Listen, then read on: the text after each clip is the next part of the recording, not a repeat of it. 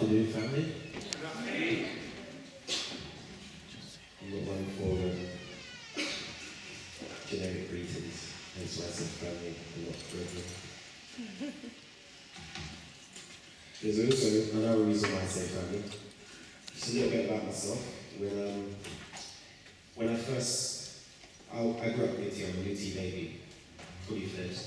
I was brought up in church, and when I was about 18, went to uni, and went off my own path, did whatever is out there, didn't take that for that, but went on my own thing or whatever.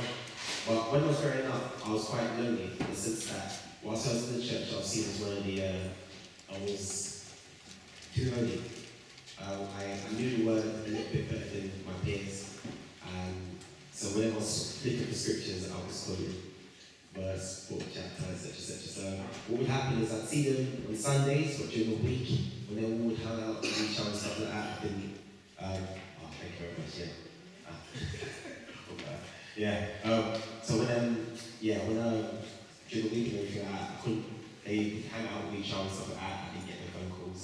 I didn't get no, I was just hanging out with us and get no stuff. So I was on my own, growing up and everything. When I went out to uni and stuff like that, I started strong. I started like, I'm gonna do this, I'm gonna be fine or whatever. And I started to meet people. I met a lot of unsaved people. And the unsaved people that I met were lovely people, great people, they were genuine friends. Now when you have grown up not really having friends, and you go to a place, and people that are not really supposed to be your friends become your friends, and then you come back to church, and you're like, the people up there is not your friend.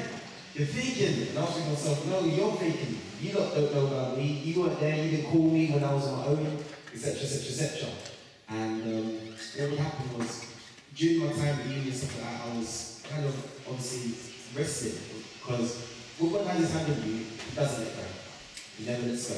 So even when you're in there, there's always something, part of you, in depth, ingrained in you, that is always kind of like a thorn in your side, like, something like this is not right. And I kept having that. And so I used to struggle with myself, and I said to God, I was like, God, when I come, if I'm going to come back to you, I need friends. I need real friends, because I can't just leave all my real friends out here, go back and then be on my own again. It's just not that. I can't deal with that anymore. And the Bible says, now to him who's able to give us more than we can ask or think. And Lord actually answered the prayer for me. I asked him for friends, and he gave me more than friends, he gave me family.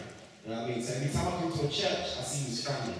So just like if your uncles were doctors and stuff, you don't go to Uncle so call him uncle, you know what I mean? That's why I'm not really one to throw out titles, 2 people or 4 people. You know what I mean? For me, your family, for me, that's how I say it. So that was just a little bit just to understand why I call you family. Also, when you're talking to your family, you don't really hold back. And I'm not really one to hold back. So when, say for example, if you have a cousin and your cousin's smelling, you're like, cousin, you stink, what are you doing? Like, spray yourself. Or you might even pull out the deodorant and spray them for you, you don't care. You're not fussed because that's your family. You don't want them to be embarrassed when they go out there. In the same way, that's how I feel when I go to a church and I see young people who are in the faith. I don't want you to be embarrassed when you go out there. When you're proclaiming Christ out there, I don't want you to be embarrassed. So if I have to be raw, if I have to say things that are not the generic, if I have to carry on a bit out of the norm for you to understand something, then I'm going to do that. I do it out of love, and I do it because I don't need to be embarrassed out there. Trust me, I know what that embarrassment's like. So to the title of this thing, my session is called Relationship versus Religion. Now, I'm going to nip something in the bud from now. A lot of young people nowadays, and I admire their zeal, you know, I admire a lot of people's zeal, and a lot of them have this thing where they say, it's not religion, it's relationship. It's not religion, it's relationship. Or when they go, you're a Christian, what about that religion? Oh no, I don't have religion, I just have a relationship. Okay, I'm nipping the bud. Religion is not wrong. Religion is not bad. Christianity is religion. Sorry if that bursts anybody's bubble of what they feel it is, but Christianity is religion. James himself, one of the disciples of Christ, in James chapter 1 verse 27, he speaks about what good religion is. Right? He speaks about what good religion is. Religion is not a bad thing, but what the key thing is, religion on its own, that's where we stumble. We forget it's religion on its own. That is where, even religion on its own is not a bad thing. it's just dangerous. Religion on its own is like having a child that is not supervised. When you leave a child in B&Q up in the hardware aisle, or you leave them in a China shop with a glass and stuff like that, the child itself is not dangerous, but the potential for dangerous things to happen is there. It could be a danger to itself, and it could be a danger to everyone around. If that child knocks over glass and someone walks in, they could step on and cut themselves up, and they get hurt. In the same way, religion is something that it's not bad in itself, but it is dangerous if not tended to. Religion on its own is dangerous. So when I talk about religion and the whole concept of religion and everything like that, religion on its own is what I class as empty. Who here likes patty? I'm going to be very interactive. This is called an interactive session, so you have to interact with me. Who likes patty? Chicken patty, saltfish patty, beef patty, lamb patty. Yeah, so we all like patty. Okay, think of it this way. When you go out there and one thing that they do in church a lot is they always tell you, you should go out there and you have to seek to win souls and save souls and bring your friends to church and bring everyone to Christ and tell people about Jesus and da-da-da-da. And that's great. But if you don't understand the concept of the difference between religion on its own and religion in code with relationship, then when you go out there, it's like somebody trying to sell you a patty with no filling. If I try to sell you a patty with no filling, you probably could be confused, like, why are you trying to sell me pastry for? I don't think pastry on a patty. You know what I mean? You look at it funny. But then, some people are at a stage in their life where it gets to a point where they think to themselves, I need something different. I need something. They're at such a desperate level. So just like the person who's so hungry, like, you know what, I'll just take the pastry. They will take what you give them. And if you're not careful, two things will happen. Either they'll take the pastry as it is, and they'll eat the pastry, which is religion on its own, or they'll do something which is more dangerous, and they'll go somewhere else to find the filling, to fill that patty so that it becomes more nutrient for themselves. Now for me personally, right, KFC for example, I can't afford them, right? I can't afford whatever meal, the Big Daddy meal, this meal, that meal. So what I do is I go there and I buy loads of little bits and make my own meal, yeah? I'll let you in a little secret, yeah? It works out to about £5.30, yeah, I know the price, it works about £5.30, right? What I get is like a snack box, yeah, one piece snack box, first of all, right? Alright? I get 3 wings, and I get a really thin burger, you know, by the juice or somewhere else, it comes out about £5.36, right? So I'm getting more food in my little makeshift meals than I get in KFC for a meal, right? Now some people, in the same context, what they do is, when they come for, when you offer them religion in the same of that empty pastry, they'll go other places and they'll get a little bit of that, a little bit of this, a little bit of this, a little bit of this. And they'll push it into the patty pastry and then they'll eat that and then that's fulfilling. But the difference is this, when you have a little mix of things, it will cause you to have a stomach ache. It will cause you to have a stomach ache. You'll have bad belly, walk up everywhere and you'll call it. You have a bad belly. It's not good for you, right? And this is what happens. The danger of religion is when it gets to a point where people take the pastry of Christianity, they take Christian religion, the pastry of Christianity, and they fill it with the filling of Hinduism in the sense of yoga, for example. They fill it with ignorance in the sense of half of the denominations that are out there, the Jehovah's Witnesses, the Mormons. They have a form of Christianity, but it's been contaminated with something else that is not supposed to be in there. And what happens is, the person that gets a full sense of what God is and who God is, they get a full sense of what Christianity is.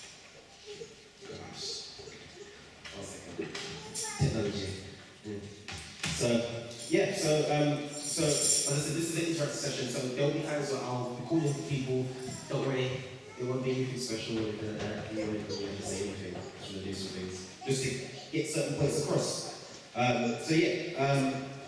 just need 2 people, quickly, 2 people, please, 2 people, 1, 2, second person, quick.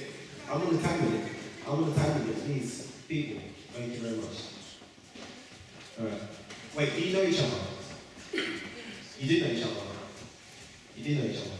Can I have people that don't know each other? Is that possible? Okay, just one person then. I'll be the other person, okay. Okay, I'm going to give you an opportunity now. Tell the people something about it. Tell something about it?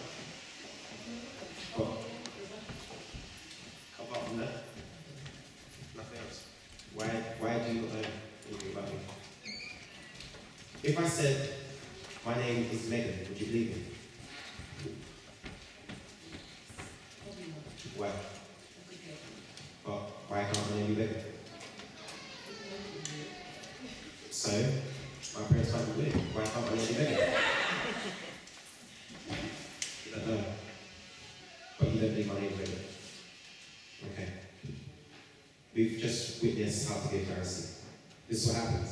So what happens is, religion causes, oh, I'm not calling you a Pharisee, but what religion does here is it causes you to have a concept about something and then you assume. Your whole basis of why you believe it is assumption. So in the same way where she assumed my name wouldn't be Megan because it seemed like it wouldn't fit, is the same way that religion causes, religion on its own, causes you to have a warped view. So you'll take an assumption of what God is. That's why it is necessary to have a relationship. If you do not know the person, right, just like she didn't know me, right, if you don't know the person, how can you go out there and tell people? And then what happens is, a lot of young people get caught up in a situation where they go out there, they witness, and then someone goes, but Jesus is wrong, and you're like, no, but he's right. But why is he right? Because he is. You don't know him, but you assume certain characteristics, you assume certain aspects of him, and you jump to conclusions. And those conclusions is what forms and formulates what you think you believe. Alright?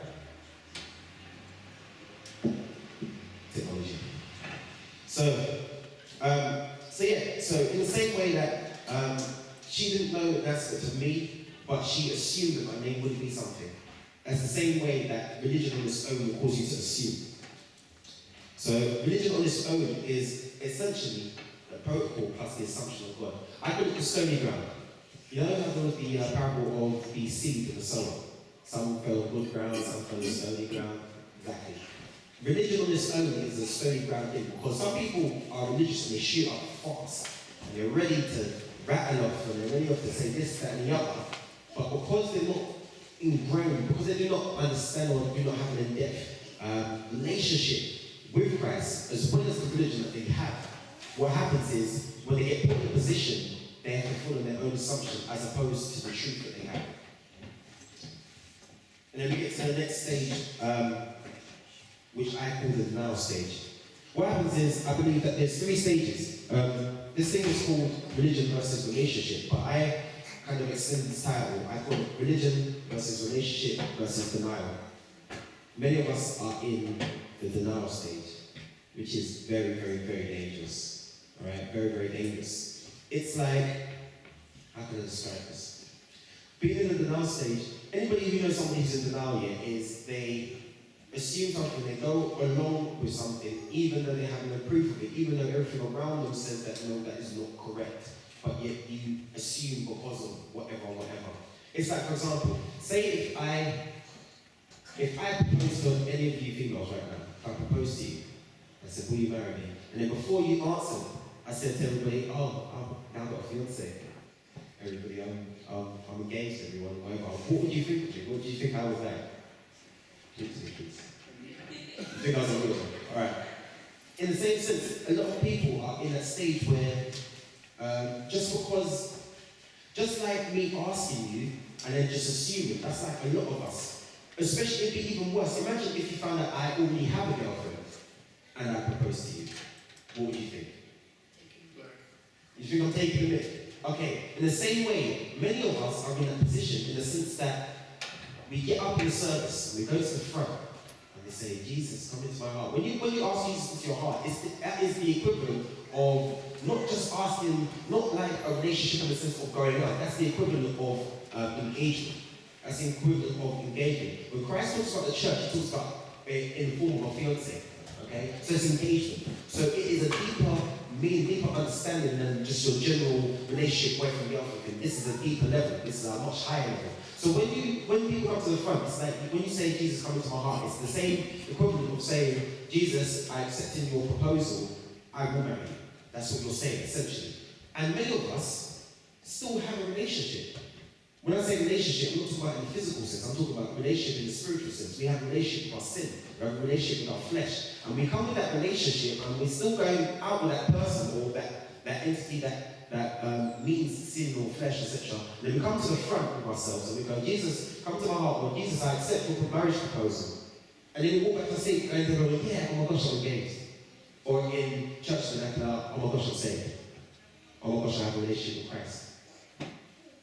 In the same way you think to yourself, that's a joke. How can you have a relationship and ask somebody else to marry you? In the same way, Christ is looking down thinking, you're asking me to marry you, yet you have another relationship. The Bible says that God is a jealous God. Very, very jealous. Alright? Now, when you go around and you say things like, oh my gosh, I'm going to enter into a relationship with Christ.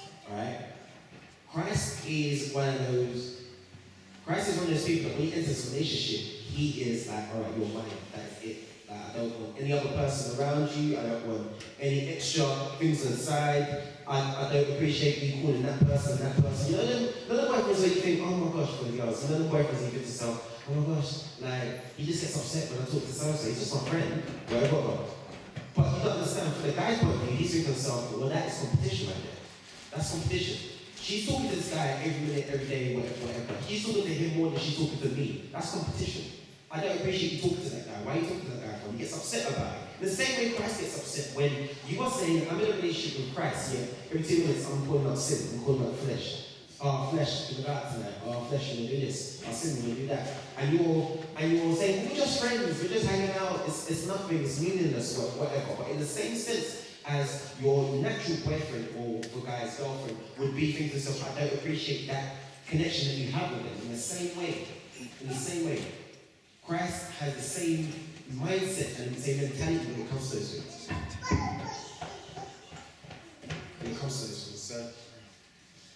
So when it comes to that, another analogy I want to give to you, another stage of denial as well, is imagine at this stage now, somebody who's married, okay? I don't know many people there, so I can't really pick on people, but imagine if there was a married couple in here, okay? Most of you know Nathan Hutchinson? Alright, you know his wife, alright. Imagine, right? Me and Nathan are cool, we're boys, we're brothers, whatever. Imagine me going to Nathan and going, Nathan, right? We're cool, right? Yeah, we're cool, yeah, we're brothers, right? Yeah. Alright, so like, Shawnee's my second wife, right? Like, she's my wife too, yeah? How do you think he'd react? Like, huh? Since when? Like, no, you didn't take those out. In the same way, right, many of us think we have a relationship because of somebody else's relationship. Just because me and Nathan are cool doesn't mean that Shawne becomes our wife.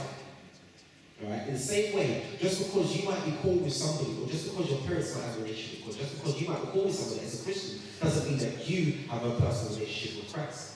And many of us are in that stage of denial where we're stuck in a point where we assume based on just because so-and-so has a relationship with Christ, that I have a relationship with Christ. Just because I come to church doesn't mean I have a relationship with Christ. Just because I know some scriptures doesn't mean I have a relationship with Christ. Just because my mum used to pray for me every day doesn't mean I have a relationship with Christ. Just because I don't go coming on a Sunday doesn't mean I have a relationship with Christ. Just because I don't drink over Easter doesn't mean I have a relationship with Christ. Just because I go to church on New Year's Eve and I see the New Year into church in a church building doesn't mean I have a relationship with Christ. I'm talking from experience. This is what I was. You know what I mean? I used to go around, I used to drink, I used to go out, I used to do all these things. But on a Sunday, you never see me out because I have a relationship with Christ. Right?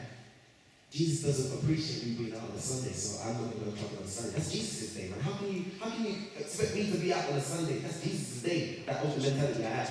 It was all. And I had to learn the hard way that I did not have a relationship. So some of us are in that concept where we are stuck in this denial stage. And denial is a very, very hard thing because when something really denial, right, imagine this here. Imagine if any of your females are cool, any of you on the street was like, yeah, this guy, whatever. I saw that, Shalom. You know, I don't want to give you, no, it's cool, like, Shalom. I don't want to give you a number. Yeah, but it's cool though, like, I know you like me, I don't like you like that. No, it's cool, I know you like me, I saw you watching me, I was talking, you were smiling, I saw the connection, man, I see the eye contact, man, I noticed. No, it's not like that. What do you mean it's not like that? What do you mean it's not like that? Nah, you're so proper Christ. No, it's not like that. I saw the way you're looking at me, man. Everybody else sees the way you're looking at me. I see the smile, the grin. I saw, somebody's trying to use same place now. Yeah. I'm smiling, grinning, whatever. And I'm not getting the message. What would you think? You're weird. Like, what are you doing? You're not getting it. But what will happen is it'll be dangerous because now we'll go to you know me and so yeah, like, got to think like, you know, because like, yeah, man, she was watching me, you know, she like me, like, I'll give her some space because she doesn't know how to get, but it's cool. And then everybody else will start thinking, oh, I didn't know she liked me, like, you know, like, yeah, I go to church services and go like, yeah, I'm gonna shout, I'm a girl, like, she's in the audience and oh yeah, I see you, What would you expect? You think to yourself, what is this weirdo? It becomes dangerous because then some people might believe it. And that is the danger. When some of us are so caught up in this level of denial that we've been claiming a relationship with Christ for so long, and we've been telling people about this relationship with Christ for so long, even though it's not true. Christ is telling them, what relationship? I don't know you like that. What are you talking about? And because we've gassed up everybody saying we've got this relationship, other people start to believe it and start to be like, oh yeah, I saw her watching, yeah, whatever. Now, imagine if your friends are going, oh, I didn't know you liked him like that. And you're like, but I don't. Yeah, but like, you saw the signs as well, like, I'm alright, he's going around telling people, you know what I mean? You think to yourself, oh my gosh, like, now my reputation is being tarnished. Then you think Jesus Christ's reputation is tarnished every time some of us fake it or when we've got a relationship. Some of us beg friends so badly. Some of us go around going, yeah, I've got a reputation with Jesus. And that is why so many of us, or Christianity on a whole sometimes, gets such a bad rap. Because we have fakes and unauthentic Christians going around boasting a relationship when they don't have a relationship, they have a relationship. So they're going around and saying, I have a relationship. This is the scariest thing about it. Because even in Matthew 7, when Jesus said, on that day, someone will say to me, Lord, Lord, have I not prophesied in your name? I will not cast out demons in your name. And I'll say, depart from me, I know you not. I don't know you. Imagine me going, yeah, but I saw you looking at me on that day, rah, rah. I don't know you like that. What are you doing? Move from me. The embarrassment. The embarrassment. Now the scariest thing is this here. That's not even the scariest. The scariest thing about that here is the concept that Christ is talking about at that moment, yeah, is he's not even talking about now, where it's almost like he putting me to one side and rah, rah, rah. I don't know, imagine. Calm down. Yeah? Imagine this here. It's in front of everyone. It's like the biggest event ever, right? That's the equivalent of the marriage, right? That's like the wedding ceremony. Imagine, yeah, your siblings or something get married or whatever. Imagine you're getting married, you're at the altar, right? And the pastor goes, if anybody has anything to say to stop this person from getting married, I stand up and go, no, I've got something to say. We're together. No, we're not. Sit down. We're not together. Can someone remove it? The embarrassment I will feel at that moment because it's in front of, like, this is like that stage. That is made official. I officially have no chance. She's officially said, I do. I'm not in this at all. I have no right in this at all. In that concept, in that moment, that is the same moment where Jesus said, I do not. Imagine that being that point where you're being essentially wiped off in front of everyone. Alright, the Bible says that obviously it's a one-to-one thing, but I mean, Jesus is massive. Jesus is the equivalent of everyone. So that's like getting wiped off in front of like your parents or something, man. That's harsh. I couldn't do that embarrassment. So the concept, what I'm trying to get to you is the necessity of having not just a relationship, because remember, a relationship on its own is essentially just a connection. I can say I have a relationship with any of you lot because I know you. Once I introduce you, we have a connection, we have a relationship, a form of relationship. Alright? So a relationship is just a connection. When you go around going, I have a relationship, not religion, it's all about relationship, not religion, you're essentially saying it's like a marriage without vows. It's like the patty without the pastry. Alright, the meat is the main thing, but a patty without pastry is what? It's just some minced meat, you know what I mean? It's fulfilling for yourself, but it doesn't. How do you go about it? Where do you start? How do you formulate it? How do you hold it? That's what religion is. Religion is the frontal value, right? It's the face value of what we class as the relationship, right? So religion is essentially, if relationship is the hand, then religion is the glove. It is the way we formulate it. The Bible says, if you love me, you will keep my commandments, all right? Religion are the commandments. Do not forsake the gathering of the saints together. Alright? These are commandments that were given forth to us. We see it as religious to come to church. It is religious to come to church. Even being nice to the poor, even helping the poor out, even being nice to the widows and helping the widows. All these things are religious things. What do you think the Pharisees did? Do you think they didn't help anybody? Do you think they were just mean mugging everyone and just trying to work Christ. No, they didn't spend all the day just standing there trying to like get rid to Jesus. No, they were helping people out. They were being nice to each other. They were integrating society. They were doing these things. The things that we class as being nice and finding out is the things that we say, yeah, our relationship with Christ calls us to be nice to the world. That's religious, though.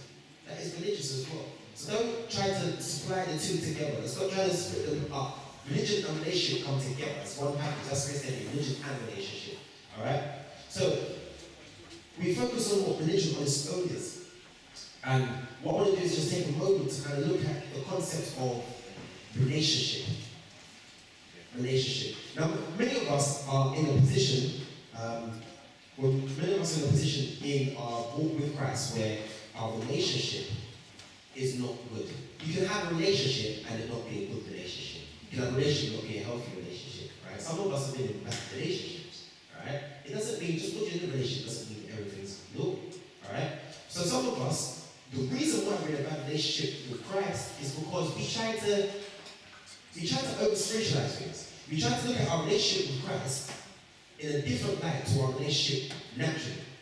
There's things that we do naturally in a relationship, naturally. There's things that we do in a natural relationship. Me as a guy, you as females, or you guys as guys and girls, whatever. When you like somebody, there's natural things that you do, right, in order to embark on a relationship and to sustain a relationship. Alright? There's things that you do, okay? And what happens is we try to look at a relationship with Christ in a different light. It's almost like, the funny thing is this. If Jesus took the advice that we give to our friends about their relationships and he applied it to our relationship with him, we wouldn't be with him. He would dump us quick. Dump us quick. No statements like, once a cheater, always a cheater. What do you think sin is? Sin is you cheat. Every time you sin, you're cheating. You're cheating on Christ. And yet he takes you back. And yet, if you're in that position and that guy cheated on you once, you're quick to be like, yeah, I don't want to know more. He ain't worth me, he's not ready for my level, and rattle off. We get to this level where we try to look at it, when it comes to Christ though, it's like, well, I'm only human, but the person's only human in your natural relationship. It doesn't mean that, it doesn't stop you from jumping on. You know what I mean? Christ is holy, and we are but mortals, yeah? But we even feel the sting when somebody cheats on us. How do you think Christ feels when he? Do you think he don't feel the sting? Do you think because he is holy that he don't feel nothing? Remember, God made us in his image, right? I don't believe when he said that he was in his image, we're not talking about the physical image. God's face is not just an imagination we are basically about. I believe that when it says about our image, he's talking about things like our emotions. Every one of our emotions, Christ exhibits and God exhibits a holy replication of that. It exhibits jealousy, just like we exhibit jealousy. It exhibits love, just like we exhibit love. He even exhibits laughter. Alright, Jesus didn't laugh, or he didn't say that he laughed, but I'm gathering he laughed at some point. He exhibits all exhibits pain, he exhibits frustration, he exhibits anger, he exhibits all the emotions that we feel as humans. Christ and God exhibits those things.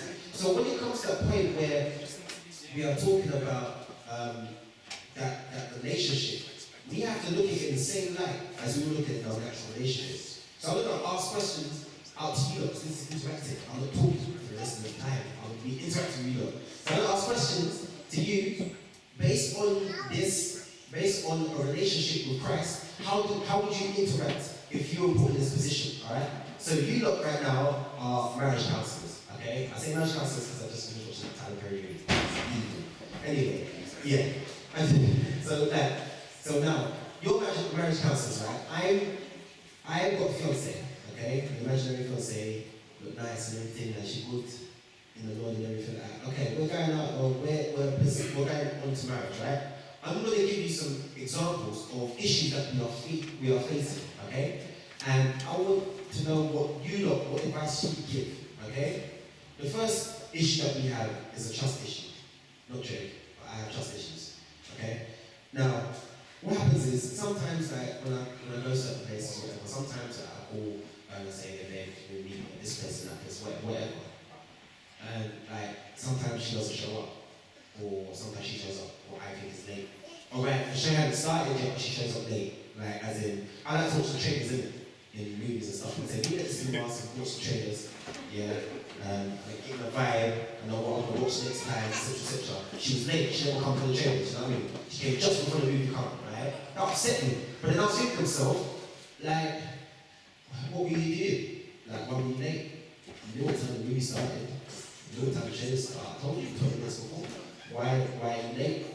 Right? And this is a situation I'm getting quite often, yeah? What advice would you give her? What advice would you give you? Trust issues. What advice would you give us? Anyone? I told you.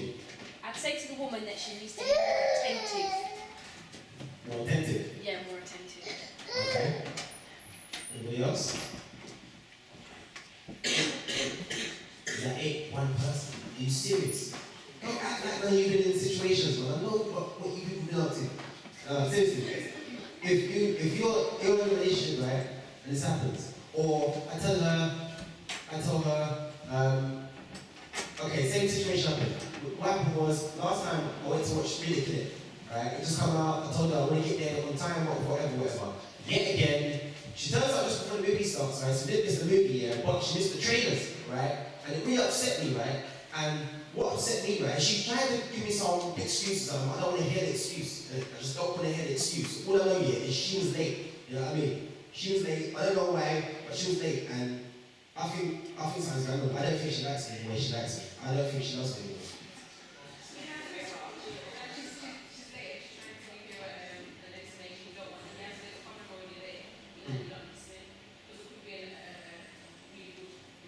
But she obviously doesn't love me because she didn't turn up at the time when I was supposed to turn up.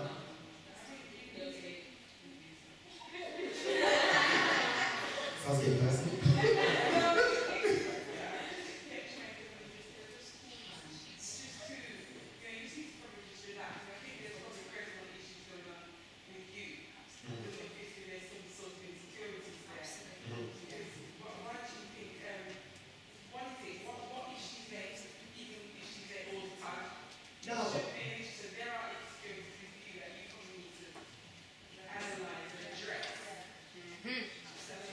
Okay, alright. What's the chance of like, no, the whole point is to watch it together so we build up something together. So we are both excited. We're both at the same level of excitement when it gets to the movie. You don't understand. You need to go pick her up. Yeah. In that, alright. True. You need to go pick her up.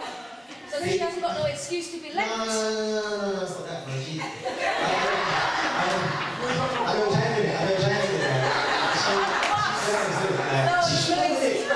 She got the car, right, and she can't get there at trailer time, right? I'm upset, yeah? Alright, now, we look at it, we think to ourselves, he has insecurities. I'm the one with the insecurities. I have to look at something in myself, alright? Funny enough is, we've all been in a situation similar to that. I'm not talking about physically, I'm talking about spiritually. How many times have we been in a situation where we have called on God to be there at a particular time, and God didn't turn up at that particular time? Yes, he came before the situation got to a certain point, before the issue got too harsh, before the situation got too hot, but we still think to ourselves, why didn't he come at that time? Many of us are in a position where we're like, Jesus, can you get me this time? But when he doesn't get there, again, straight away, just like the man with trust issue starts thinking to himself, where is she? She probably got somewhere else, she probably doesn't love me the same way. Some people are actually at a stage in their relationship with Christ, where it's like, because he doesn't turn up at the time that they expect him to turn up, they start to think and they start to doubt themselves, maybe he doesn't love me the way people say he loves me. Maybe he's not going to turn up this time. Maybe he doesn't know how to fix this up. Maybe he's not so sure about this thing. Maybe he's not Christ. And that is the point that we need, trust. You know what I mean? Communication. Alright, me and my girl, alright, we've kind of got over the trust issue, we've kind of spoken to her now, she understands to be there on time. Alright? She understands trainers is important to me, right? She understands what's important to me, right? Okay, things are going okay then, but we'll come back to session number 2, right? We have some issues with communication right now, okay? What happens is, alright, she gets upset because I only call her on the list. What can I say? I don't drive, I don't have a car, alright? I need to get around places, you know what I mean? Like, sometimes people ask me to come to these events, you know what I mean? Steve, jump it online, and go, I've got things to do, you know what I mean? Like, she needs to understand, yeah, that I need to get around. she has to understand, she should know, yeah, she knows what I need. She knows that I need to get a lift around this place. So like, why do I need to call her any other time? Like, she understands it. She knows that I love her. But I mean, like, why am I gonna call her to say anything? Like, I just wanna to come pick me up, take me. So for example, like, I'm just gonna go call her like, babe, I've got somewhere to come pick me up, please. And that's as far as our phone call conversations and text messages go. Like, but she gets upset. She gets upset when I understand you don't talk to me much. But I don't feel why. I mean, why do I need to talk to her every minute? I don't understand why.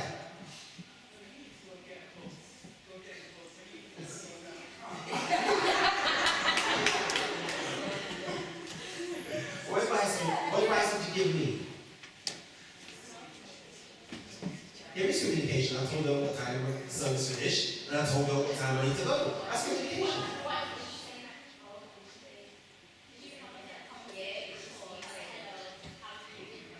I was like, hey, how you doing? Hope all is well. By the way, the service finishes at whatever time. Cool. Service finishes at approximately the time. What time can you come pick me up? That's how it's far first.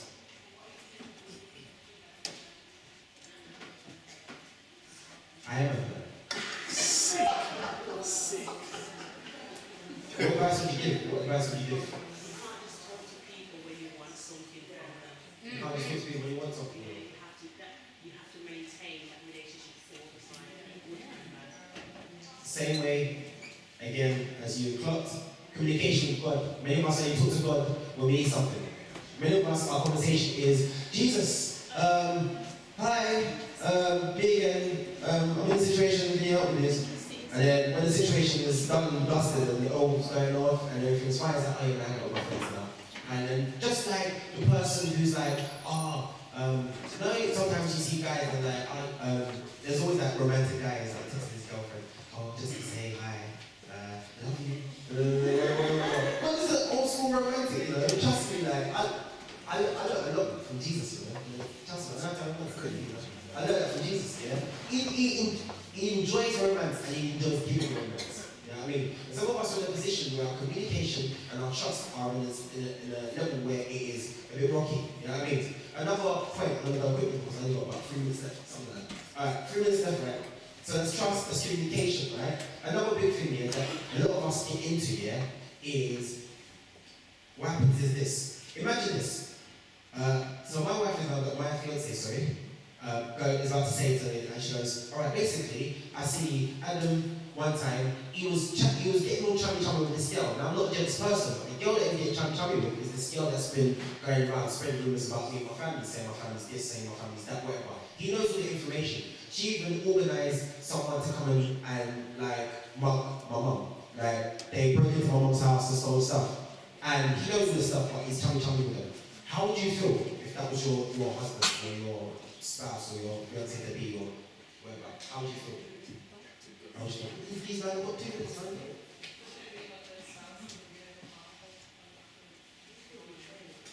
You feel betrayed, you couldn't go with it. Many of us are in that position when it comes to Christ. Many of us are in that position where we are, every time we indulge in sin, that's what we're doing. We are mixing with a person that is so set to try and disrupt Christ. Christ and sin go head to head. That's why the Bible says, if anyone has the love for the world, the love of the Father is not with them. Right? It is a straight black and white thing. You have to understand these concepts here. Quickly, I've got that 1 minute left. I'm trying to squeeze it. Alright. Another thing that I would like to push out as well is, again, a key thing that many of us are in the position of is denial. Not denial, sorry. It's when we deny our spouse. Imagine you have a boyfriend for the ladies, girlfriend for the guys. You're walking the street, yeah, you're holding hands and nice and coachy. And then that person's friends come and let it go. And they're, oh, who's that? Oh, it's my sister's friend. It's my sister's mate. It's my brother's sister's cousin's baby mother's friend. Like, how would you feel? How would you feel if someone introduced you like that, thinking, I thought we were together, and you introduced me like that? The first thing, and the most of you guys got the attitude, I see the attitude, but I feel the eyes and daggers. It's not me, I'm just talking in the situation, it's not me. So you look like you're going to hurt me. I know that many of you will be in a position where you can take that and be like, you know what, if you're going to do that, whatever. Leave it. He goes, no, it's not like that, it's just because it's my friends, don't worry about it. Like, I still love you. You're not going to take that, are you? No,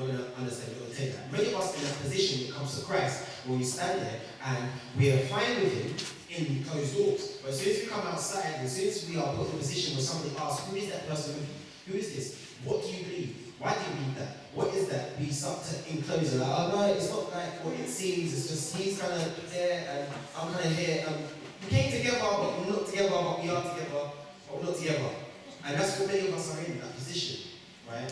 The key thing, the last minute, the key thing what I'm trying to push to people today here is 3 points. One, religion is not bad. It is religion that is on its own, which is dangerous. Remember that, yeah? Religion on its own is dangerous. It's like a patty with no filling. Remember that, yeah? It's empty. It's like a patty with no filling, alright? Point number 2, relationship on its own is equally uneventful. Because a relationship on its own is like a patty with no pastry. You can't hold it, you don't know how to rub it, you know what I mean? You don't know how to start, where to start. You need structure, you need order. That's what religion provides. You need a religion with a healthy relationship. Not just a relationship, a healthy relationship. Many of us have a relationship with Christ, but what state is your relationship in?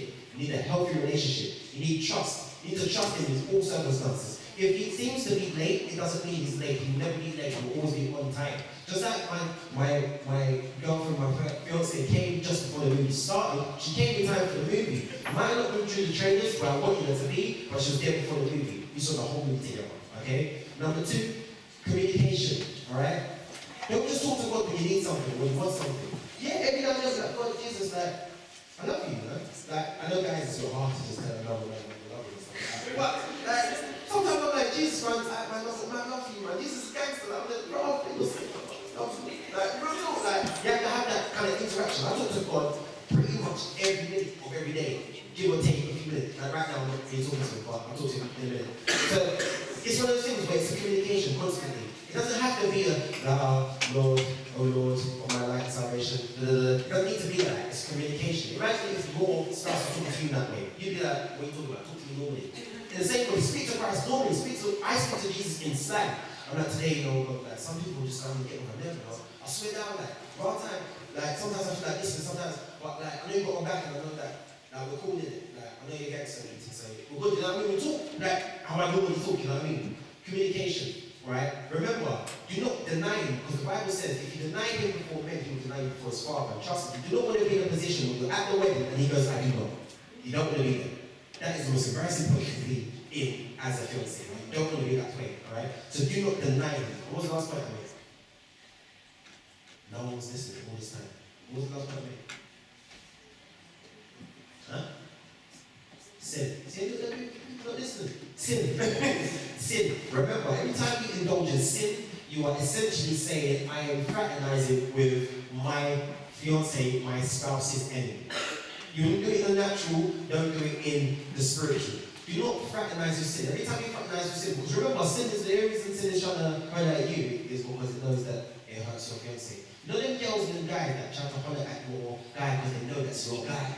Where they know it's your girl, like, ah, you're right, all trying to chat with them on your cell phone, you're around, you're thinking, gosh, just doing it to get on my nerve. In the same way, that is what sin is doing. Sin is just doing it just to get on Jesus' nerve. But Jesus is gentleman, Jesus is like, I'm not going to punch you up now. I'm going to wait. I'm going to wait. I'll see you next time. I'm going to wait until he's not around, I'm going to deal. You know what I mean? But in the same way, he'll be upset with you, equally upset with you if you're caught fraternizing. Alright? You've got to be caught in that position. Don't do it in the natural, don't do it in the spiritual. Alright? So remember, relationship plus, religion plus a healthy relationship. That is what you need in this life. That's my time. I'm done. What are the dangers of just being a religious Christian? Is there any danger at all in that? So I started covering it earlier today. The dangers of being just religion on its own, when you're being an empty pastry, is when you go out there, especially when you go out there. Because remember, what we do in church is essentially church services. This is like when you go to the army and they have deployment services. Alright, this army's right there, this person's right there, this person's really you're supposed to get your orders, right, to go out there and get deployed to your relevant places and to your sphere. Right? When you go out there, if you're only strapped with religion, what you're giving a person is an empty platform. You're giving them rules and regulations, but you're not explaining to them how they connect together, why they connect together. And then, as I said before, it can lead them into strings of things that are not. The Bible says there's people that have a form of godliness. And many a time, religion causes people to fall into a form of godliness. Because they believe that it's correct, because, all right, go to church, I do that. Pray, I do that. Read the Bible, I do that. And then, somebody will tell them, okay, when the Bible says this and the other, it means this. And involving yourself in this and the other is not that wrong. Not every single sin is outlined in the Bible, alright? There's aspects of things that you're not supposed to do that are not specifically categorically said in the Bible, right? And what happens is when you have a relationship, what God does is He takes the scriptures and He starts to illuminate. So you start to be able to go, okay, that applies to this. You know what I mean? I used to club a lot. I used to do a lot of things. I'm naked in the Bible. Now, it's not, I won't class it as a sin, but well, that's another subject. But there's things like, for example, masturbation is not covered in the sin. I'm going deep. Masturbation is not covered in the Bible. It's never said it in the Bible once. But we all know that it's not something that we should be indulging in. Alright? How do we know something is not supposed to be indulging? What happens is our relationship with Christ will start to illuminate aspects of the scripture. When it talks about sexual immorality and stuff like that. And you will even feel an inkling in yourself. That's when the Holy Spirit gets involved. Because you start to feel, this is not right, this feels uncomfortable. Sometimes you'll go to a place and something will be there and it doesn't seem right. When you have religion on its own, what happens is you negate that, you neglect that. And all you have is assumptions and all you have is words.